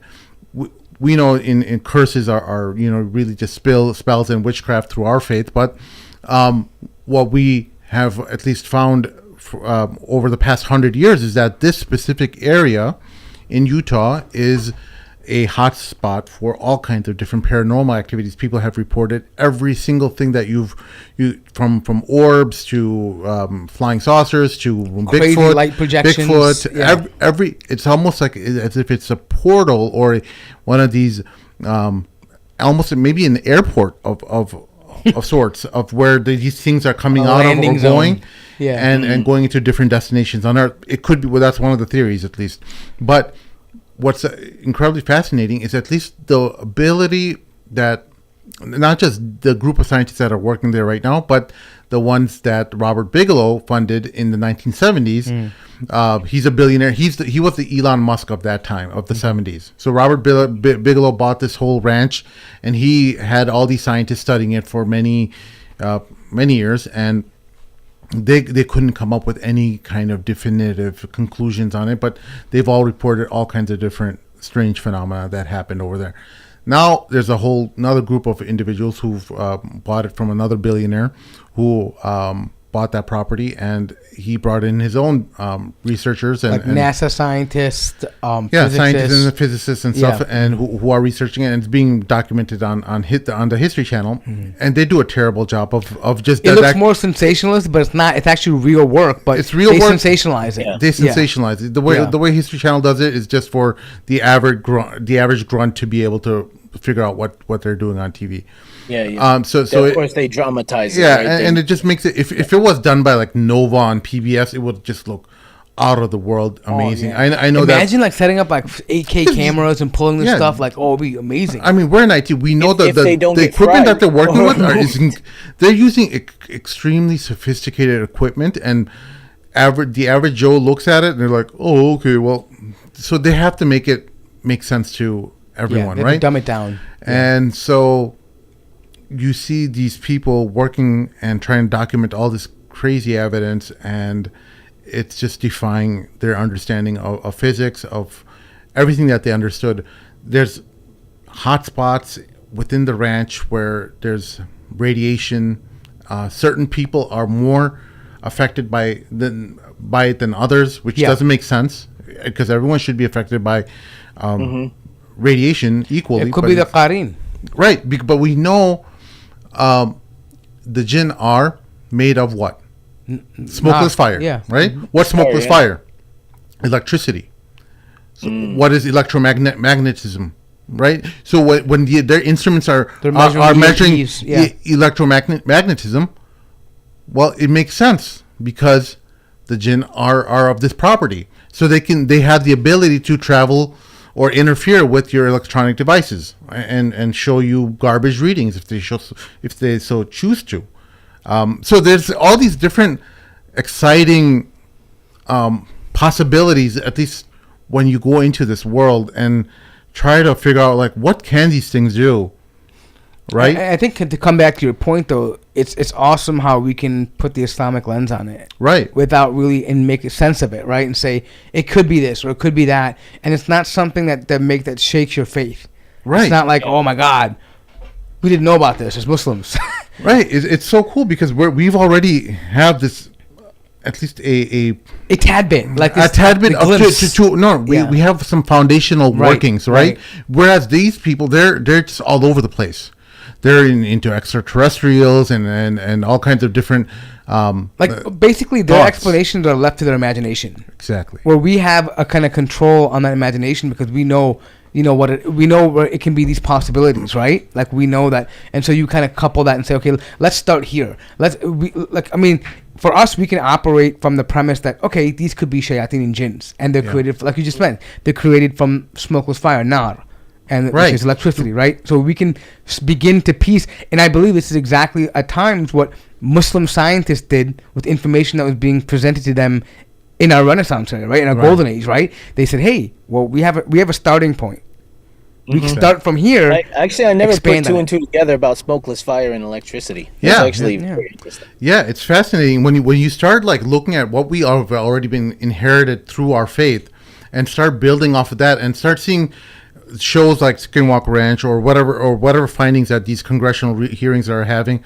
There's so much out there, and you can look at different podcasts and YouTube channels that are focused around that, and you start looking at it through an Islamic lens, and you're like, oh well, what information that has our prophet already given to us about this, and how can I start categorizing it in my mind? And that's when the exciting stuff kind of opens up. So I want to make it clear. People in the chat are like, smokeless fire with electricity. It's the first time I'm hearing this. First of all, this is not an Islamic opinion. It's a theory. We're trying to make sense, right? It's a possibility, right? Like for example, when Allahu Alam. Allahu Alam. Well, electricity is heat. Right. No, it's true. It can cause literal fires. Absolutely. But what I'm saying though is that Unless there's something else that is it could be smokeless some. fire I don't that know no what one to knows do. about, that we know But about. what I'm saying is that we have a position. I mean, there is some justification in correlating the two, right? Like, so for example, when scholars will talk about certain hadith about eschatology, well, how do we understand how, they will come with bows and arrows at that time, or what are these flying objects of horses that fly? What are they talking about, right? How do you travel? How will Yajuj and Majuj fire arrows into the sky? And correct, and the arrows will come and kill everything in sight, right? Right. So we begin to think about these things. Like, could that be something like a nuclear bomb or whatever it may be, right? There's things we theorize about what these things are, right? And we try to understand and piece together. There's no official position on these things, but Allah gives, especially because of the revelation being for all of humanity, we get tad bits of information. The Quran is not a science book, nor is the hadith meant to be science literature. However, it gives you a starting point, an indication, right? Just some clues. When Allah says the angels are made of light and the jinn are made of smokeless fire, well, what do we know about smokeless fire? What has smokeless fire? I'll give you an example. So there may be electricity. I'm not saying it's 100%. I'm not saying Allah is saying electricity. I'm not saying that. No, I'm hypothesizing. Yeah, I'll give you an example. Like, we say that there's a hadith about the malaika, that there are malaika for every handspan you go. There's like a malaika. There's a group of malaika that are making praise of Allah subhanahu wa ta'ala, right, in the universe. Right.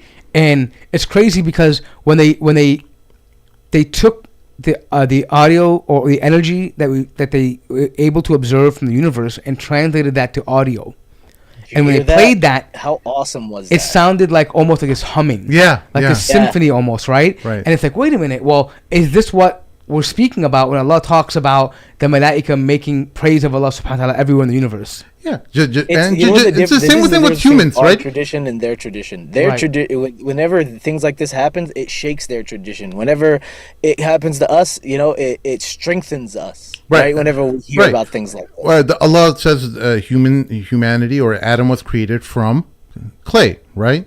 Well, what's in clay? We know carbon is in clay. Yeah. We know water is in clay, right? So it gives us indications as to what the base properties of human beings are. What the elemental properties are. And so when we understand about angels being light, at least my mind says, light is composed of photons, right? What's smokeless fire? Some property related to electrons or electromagnetism, energy, right? Some form of energy form, and that's what these. And that would make sense. These instruments on these ranches and all these scientists that are at the Pentagon and at Skinwalker Ranch, they're all measuring these properties. So that's what is intriguing to me as a Muslim, looking at it through our lens. We're like, if that's possible, what kind of technologies do these things have? Possible. Bro, I'm thinking about someone taking this and they're going to think about it.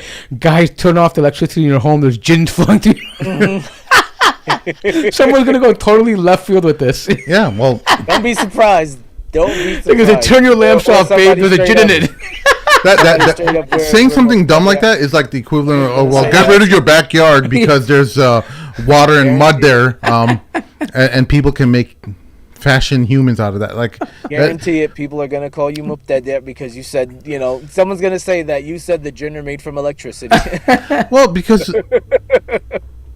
remember, when Allah's giving us these really fundamental truths, He's not giving the whole story about everything. He's giving you some bits of clues, and He's allowing you to use your imagination to try to figure out whatever you can out of it. But you know what? When I think about this stuff, and I think about it, and I remember the dua of the Prophet, Allahumma inni a'udhu bika min al-ilmi la yanfa. So, I mean, while information, meaning, oh Allah, I seek refuge in you from the knowledge which is not beneficial to me. So, I don't mean this is not beneficial, but what I'm saying is that even if we were to know that the jinn has like whatever, electricity is how they also come up, right? Would that fundamentally change how we understand jinns? I mean, meaning that No. we know that have they to have put it a in its being. proper place. We know that they have the That's all. ability to be good and bad, and some of them are shayateen. But I'm saying it's good to know that, but we don't have to. It's nice to try to understand wahy and revelation, but fundamentally, and that's the beauty of Islam, that it won't change fundamentally what we believe in. Like we're gonna say, you just need to regardless give it of what its this is, right? These are jinns that we know, and we're just making a possible explanation of it. But whether it's true or not is irrelevant, because the takeaway is not what are jinns made of. The takeaway is what jinns do, like how they interact with you. So one of the things that I at least when I'm trying to teach my kids and anyone who's wondering why I'm fascinated with this is when the United States, for example, has a mission to put people on the moon, right? Let's just go with the theory that they actually landed on the moon. What exactly are they doing? What's benefit? They already know what's on the moon. Right, they can have all these high quality telescopes and every ability to see the moon as if you're in person, you can as see if you're in details. person, right? Yeah, you can see details. What possible benefit can you have from having a man land on the moon and collect stuff from there? Well, one of the advantages is that you set up as a country a goal, right? A goalpost.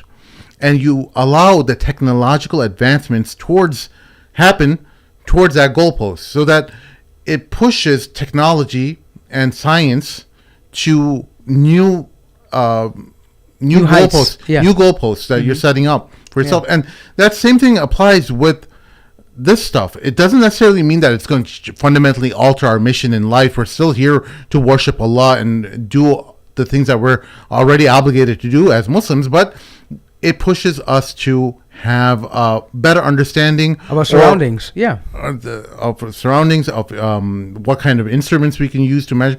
Who knows? Maybe in the future, you'll have some kind of exorcist who'll use like instruments, like a Ghostbuster device. Yeah, Dr. Vinkman will come. Dr. Vinkman will come. Who are you gonna call Ghostbusters? Who knows? Jinn Busters. What was the backpack called? Oh, I forgot what it's called. It's funny because the Ghostbusters actually use like these electric guns thing, electric guns. And they would trap them in like this thing that would trap electricity, right? It would be like a vortex and pull them down in that little box. Remember? Yeah. But anyways, the point being though is that you're right. No, a lot of these things that we do it to push exploration and ingenuity, right? Like for example, going to the moon. How do you calculate all of the data that you need to get there? What kind of materials would survive in space? How do you get through the rocky band? How do you get through these radioactive bands in the universe, right? How do you do that? How do you safely put human beings there? How do you bring them back? Like for example, Elon Musk bringing back that rocket and letting it land back into the station. The station, right? Like it doesn't matter that he didn't get to the moon or Mars yet, but just the very fact that you're able to control such a massive thing at that speed and bring it back down and replace it back in the receptacle is a huge thing. Like how much did they learn from that simple experiment of doing that, just getting that done? That sets the stage for the next 100 years, right? What can you do now? Because now that means that you can potentially go back and forth. You can land in particular stations or resting places in the universe and let it dock there, chill for a minute, and then get back up, get some energy from some source somehow, and then take off again, right? So it's the one piece of the puzzle, but you learn so much from that, and that's the whole idea behind it. Yeah, it's just such a fascinating subject because there's so many mysteries on this planet. We hear about disappearances that are happening in the forest, right? We've talked about that in previous shows where people have disappeared out of the forest off the face of the earth without like just one person just turning around, and that person has completely disappeared, and that person happens to be a very elderly person, for example, and they found that person's body weeks later on the other side of the mountain where they had no physical ability to be gone and disappeared at that point. Several clues are left. Like in many of these disappearances, they found shoes that are just the only remnant of the missing person. Well, why is it just the shoes? What exactly is happening? I mean, just for example, let's take it to even more. I think observable things that we find. For example, just look at the bottom of the ocean, and we're finding fish that can bear the weight of the gravity and survive. Transparent And survive down there and survive on life. I mean, little planktons in the bottom of the ocean that can survive under that immense pressure. What is a consequence of that discovery? You find out that biology can be transparent. Yeah. You can create material or at least material that could be translucent.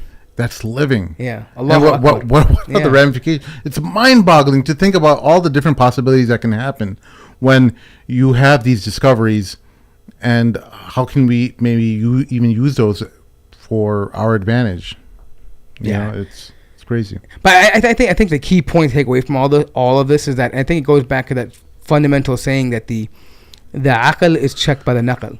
So the intellect is controlled by the revelation, right? Mm-hmm. So whatever we understand and we uncover with our intellect is going to be checked by what we have by revelation, right? Yeah. So everything we observe is within the bounds of our Islamic lens. Yep, absolutely.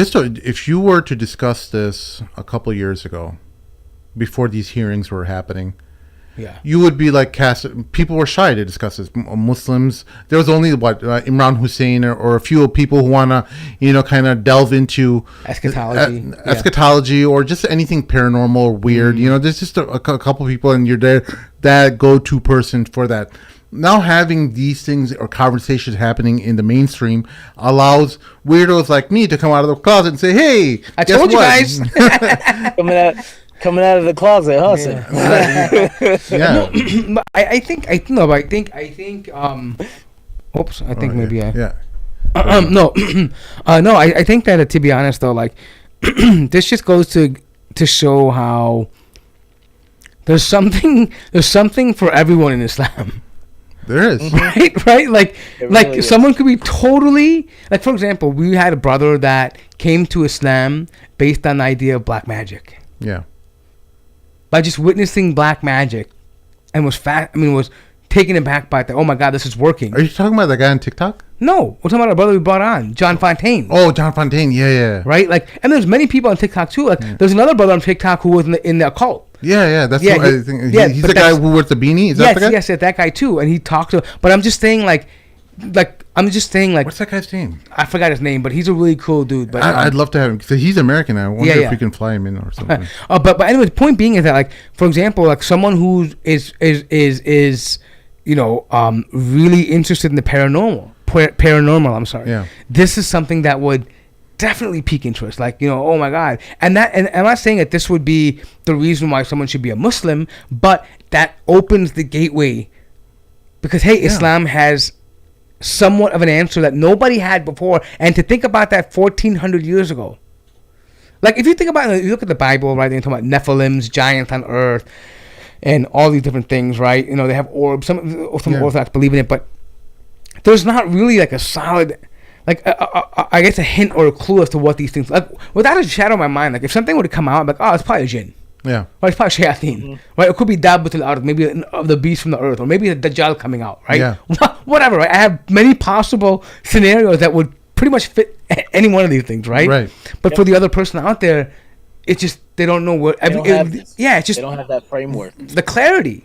And I think and even though we have a few clues, there's just some of those examples you just mentioned, we don't have the full picture, right? And for us, at least we have some spikes in the ground, some goalposts or some fundamental truths we can work with and have a better understanding than others, I think. For example, we can say for sure that whatever it is we're finding is not better than us.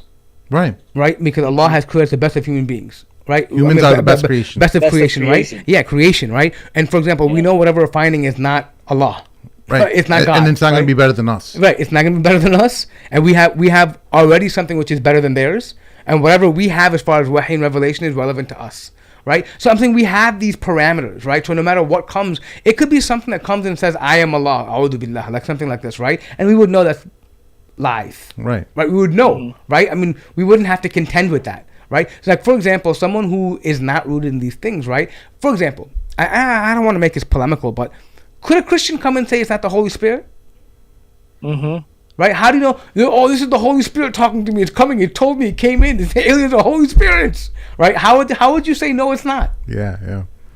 Muslim Cowboy, welcome to the chat. Brandon. Oh man. Welcome. He's here. Thank you so Assalamu much. alaikum, Muslim Cowboy. Brandon the Cowboy. Howdy. Hey, did you hear I saw on Twitter someone saying the cowboy hat is bid'ah. Is wrong. That imitating the kuffar? Brandon has left the fold of mainstream Muslims by wearing the cowboy hat. This is not nuttiness that you're dealing with on Twitter. Yeah, I don't know. It's crazy. Twitter has honestly turned me off in a lot of ways. Like, I mean, okay, let me baseball caps. We're just let me rephrase that. Muslim Twitter has turned me off in a big place. Like I most people I follow on Twitter now are probably not Muslim conversations. But who is it? Isn't it really just the hardcore Salafis? They're really I've seen even listen. I've even come across people who are what they call Shiatul Uthman. Where they're basically like they're neo Nawasib. Like they curse Imam Hussein. They go against they say that Ali, they actually curse him and a'udhu billah, but they basically say that they favor the opinion of Muawiyah, and they say that all of these were like Ali was a Khawarij and all these things. They're Nawasib, they're Nasibis, right? But this is I've never heard this in my life, and now like they're coming out and they have these weird pockets on Twitter. Like you see this stuff and it's like, man, I don't want to be part of Muslim Twitter. It's crazy because you can say that. Well, I support. I'm not supporting Shiaism, but I support any action that Iran or Hezbollah does against Israel. And these guys are coming after you, saying that you're like siding with Shias, and it's like whoa, that's such a different that's a whole nother ballgame. I feel like the Muslim Twitter conversation is like right down here. And I'm like vibing up here somewhere. Like I just I'm trying to be arrogant, but I'm like, you guys are arguing about some dumb. Like honestly, if someone comes to my argument and then wants to talk about if my meat vertical or horizontal cut, bro, I'm like blocking that dude, bro. Well, one of the things you learn is that when you're seeing some of these people with huge followings, is that they built followings on really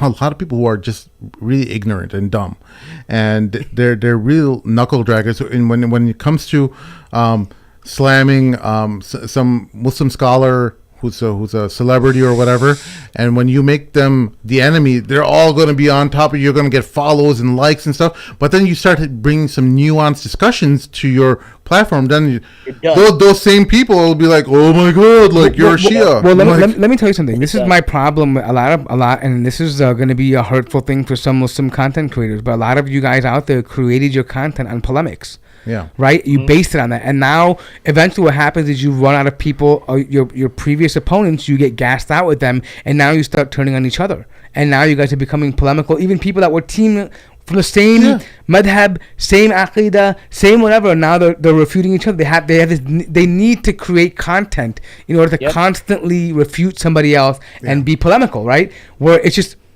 like it's almost this fire that consumes you.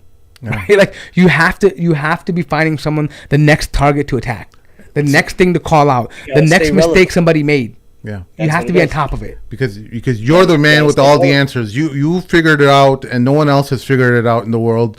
So you are the source, or at least what you're trying to do is position yourself as the source of truth for everyone, and it's like you've inadvertently made yourself another Dajjal, I think. Yeah, you've really, your social media is allowing or creating this medium for people who are saying they're Muslim, but they're saying that they have all the answers.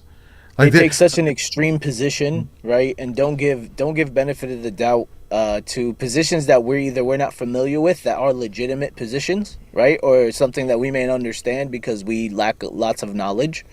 And then they'll what you call. So you'll be one end of the spectrum would be like, these guys are all kuffar because they're not part of my my specific tariqah, right? If you're a Sufi, and the other end of the spectrum, you're off the manhaj unless you accept all of the scholars from Saudi, right? Like these are the extremes that people live on, and I think most of us tuning into the show and most, us three on the show, we're kind of in that middle ground where, like, bro, like, this is Islam, this is what makes sense to me, so this is what I'm gonna follow. The way I look at it is like, man, I think right now you guys are arguing about these things where people are actually just struggling to hold on and be Muslims. Yeah.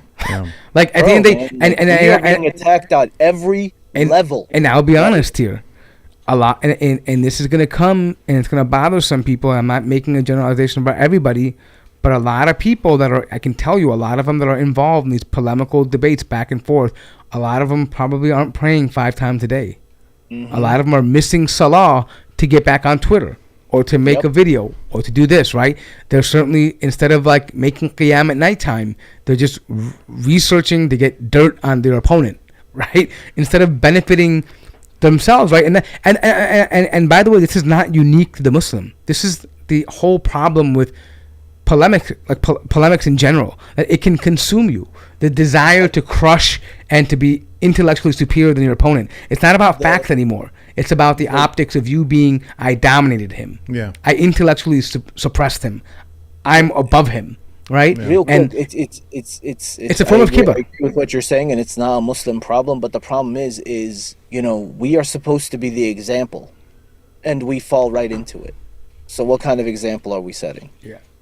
It's just mind-blowing to me that I'm seeing people post on Twitter that Asharis are not Ahlus Sunnah, they're not Sunni Muslims.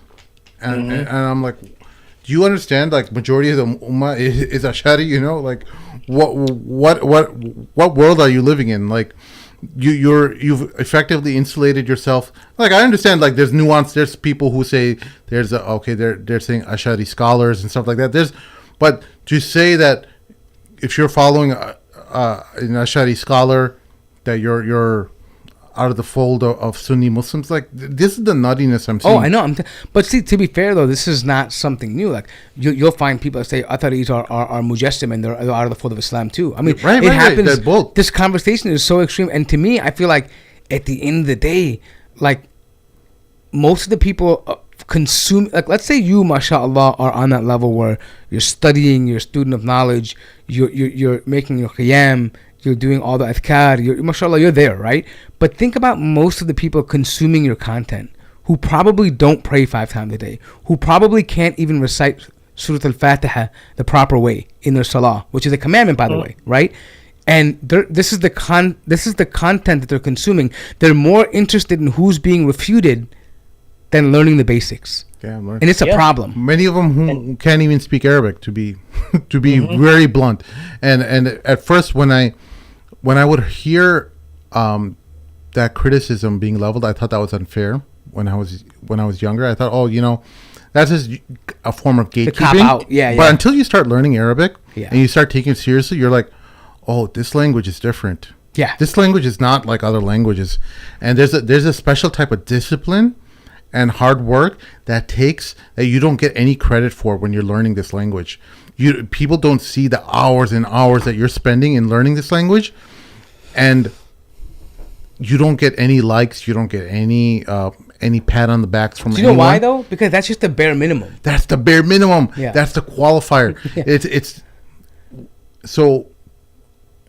Well, at least when I see that now, that some of these people who are all over YouTube having so much, huge following, and they haven't even taken the time to learn this language, let alone forget about like reciting Quran properly and stuff like that. Forget about that. But this is, I feel, a bare requirement that anyone who is involved in dawah, who is having some kind of level of teaching should have. It's a huge requirement, and I think it's not something that's insurmountable either. There's so many resources now that are allowing or helping you facilitate. I started learning Arabic about 6-7 months ago, right? Mm-hmm. I'm already reading at an intermediate level. I'm reading newspapers now. Mm-hmm.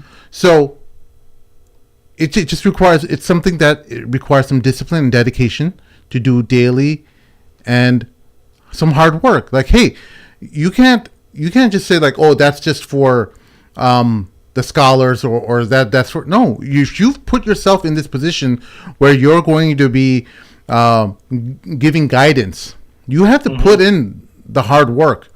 There, you can't just be like, oh, well, my gift is my intellect, and where I graduated from college and stuff. My thing. It's not just about me. I don't think one should learn Arabic because you're giving input. I think here's the problem: is that here's the benefit of the Arabic language. First of all, it's the language of the Quran, right? Number two, when the Quran says to ask those of people of knowledge, as a dhikr, right? People who have knowledge, right? In order to, it's no mistake that the people of knowledge, they've written majority of their books have been in Arabic. So if you want to understand your religion and understand what the earliest generations and what the most prominent figures in our religion have thought about something and even understood the conversations that opponents had with one another, understand the arguments, you need to be able to read the text at the very bare minimum. Yeah. So and this is not to say that you can have an opinion on it. This is just to say that you can begin to understand what the argument even is. Like what the playing field is. What are the arguments being made? Yeah. What are the juristic evidences that they're bringing forward? Oh, let me check that book. Oh, let me see what this imam said. Yeah. Let me see what that imam said. Oh, let me see how they made a reconciliation with each other. Well, how do you reconcile what this statement is versus that? And you're reading them. And you can only access that by the Arabic language. Yeah. Most of these, like if I were to give an estimation of how much of the Islamic scholarly work is translated into English, I would say it's less than 1%. Really? Yeah. I mean, just look for example. Listen, Musnad Ahmad. One of our Sitta Sahih, a book of hadith collection, is not all translated in English yet. Mind blowing. That's just the hadith. We're not talking about treatises on aqidah, about fiqh, about all these things, right? We're not. I mean, there may be a copy now out there. I'm saying in general, it's not like Bukhari and Muslim is available. Very hard to find Imam Muwatta, Imam Malik in English. Very hard to find. I mean, all these copies, what you're finding, by the way, is abridged versions. Yeah. What somebody decided is sufficient to put out there, not giving maybe the entire. And this is one of the areas where some publishers have gotten in trouble, where they decided to omit certain things because they felt that it was, it might have caused confusion. Right? Yeah. But again, you can't know that. You think, hey, this is what the book is, right? But you really don't get that. But see, this is what I'm trying to say. So before we're even talking about arguments and all of that, I'm saying less than 1% has really been translated into the... Mind-blowing. Yeah. It's mind-blowing because... And I think the stuff that... The language that the most Arabic text has been translated to is Urdu. Before English. Which is mind-blowing that so much Arabic... work, literary work has been it's not English that has been translated to, despite all the all the new young scholars that are coming out learning Arabic and translating books and stuff.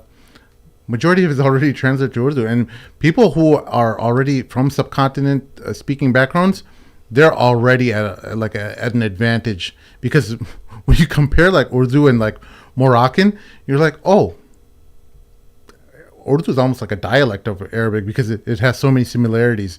If you consider Moroccan Arabic Arabic, that's it's unintelligible. Moroccan Arabic, how is that even Arabic? Words I can't pick up a damn thing. How is that even Arabic? Yeah, I think about Darija, right? The Darija, yeah. But I mean, so I think what Sim is saying is that the overlap of Persian and the influence of Arabic on Persian and Urdu is huge. Right. So you find very similar words and understanding. The balagha of the language is different, like how we use it, but the understanding of the words, you're like, oh, if you start learning vocabulary in Arabic, you understand from Urdu. I see the comparison. I see the parallels here, right? Yeah. And you begin to, and obviously the grammar is different and all of that, right? Yeah. But I mean, reading and being able to get comfortable reading through text. But I think here's the thing I want to say too, is that the reason why, and I don't want to fault people for who are translating works, but it's very difficult to translate into English, especially when you have volumes and which edition do you translate? What sharh do you use? Just go in order, man. Yeah, it's crazy. No, but I'm saying, for example, let me give you an example, right?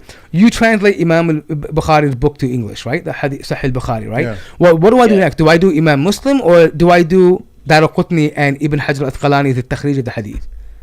because that's also important, I right? think you would do Muslim first. Well, then again, but see, that's what you would say. But then, how do you understand the collection of a hadith is used to be understood a certain way? There's a reason why he included that, and it's under the different babs that you have there. Yeah. It's there, and a scholar explains that. What's how this applied? What's the grading of it? How do we come to understand? I mean, these things are also useful for the hadith as well, right? So, but I'm saying in Arabic, you would simply just read the hadith in there and say, oh, let me go to Daraqutni, let me go to Ibn Hajar al-Asqalani and read, Al-Fath al-Bari, right? Let me just see what the opinion. But you don't have that flexibility when it's in English. Yeah. It's mind blowing. Well, guys, we're at 2 hours now. Thank you all for listening in. Please make sure to throw a like in the comment or like the video. Throw a comment in the comment section below. Help us out on patreon.com/Mamluks. Every little bit helps and goes a long way in supporting us bringing these shows to you. We hope any mistakes of ours or anything good that comes from us is from Allah, and any mistakes are as a result of Sheikh Amir's absence from these shows. The blue-eyed in my devil. inclusion, right? In Yeah. my inclusion. So we hope Sheikh Amir can join us very soon, but we're giving him some time to sort things out technically on his end. He is in a different state right now, so The aliens might have got him. We're hoping him to get him set up with the studio so he can join us remotely, at least inshallah. We'll see y'all next time. Assalamu alaikum. Assalamu alaikum.